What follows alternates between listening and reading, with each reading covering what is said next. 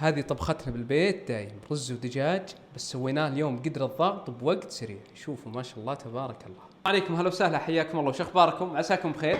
اليوم بسوي معكم طبخنا الاعتيادي بالبيت، رز ودجاج بطريقة جدا بسيطة بقدر الضغط.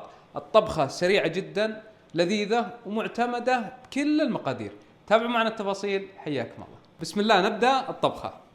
أضيف الدجاج على ماء عادي فاتر، يعني ما هو حار. أول ما يبدأ يغلي نشيل الزفر، هذه خطوة مهمة إذا ما حنا بنكشنين من البداية. أضيف بصل قطع كبيرة وفلفل بارد، بهارات صحيحة، ورق غار وهيل وقرنفل وقرفة وليمون أسود، وعلى طول أضيف ملح وملعقة واحدة بهارات مشكلة.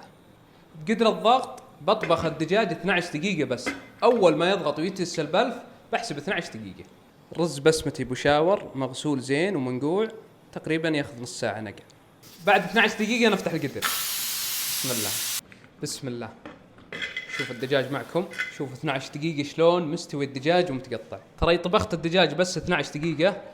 شوفوا كيف استواء الدجاج، وريكم استواءه من الداخل بعد. شوفوا كيف. أحط الدجاج بصينية، أبصفي المرق من الخضار ومن البهارات الصحيحة ما عدا الليمون الأسود. لتحمير الدجاج معجون طماطم وبهارات مشكلة وكركم وملح وشوي ملون طعام، هذا شيء اختياري، ونضيف عليه من المرق. نمسح الدجاج بالصوص وخلاص ندخله الفرن على حرارة متوسطة يتحمر من فوق. نضيف الرز البشاور بسمتي مغسول ومنقوع، شلته من المرق. شوفوا الحين كمية المرق الرز فوق الرز بكثير. اطبخوا 7 دقائق. الرز البسمتي البشاور إذا صار منقوع نص ساعة عادي يشرب مرق كثير، لكن بعد 7 دقائق إذا صار في مرق لازم تطلعون هذا المرق. فلفل للنكهة، ضيف زيت، بضيف على الرز كشنة، زبيب وبصل مقلي وبهارات الكشنة. استمر بالطبخ على نار عالية مثل ما تشوفون الرز ينبر وتتحرك حباته علشان يكون إن شاء الله نثري. أول ما شفت أن الرز خلاص شرب من الماء الحين أشيل من المرق.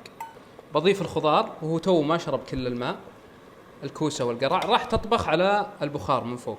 إذا قرب خلاص يشرب كل المرق بضيف الحين الكشنة، بعطيها تقليبة بسيطة، بقفل القدر. أول ما يضغط بحسب إن شاء الله 10 دقائق. وغدانا جاهز. بسم الله ما شاء الله الريحة. بسم الله تبارك الله. أوريكم استواء الخضار. شوف على طول الرز البشاور أحب أنسب ونساب. بسم الله ما شاء الله تبارك الله يا الحبة. هذه طبخ البيت سويناه بقدر الضغط. شوفوا حبة الرز ما شاء الله تبارك الله.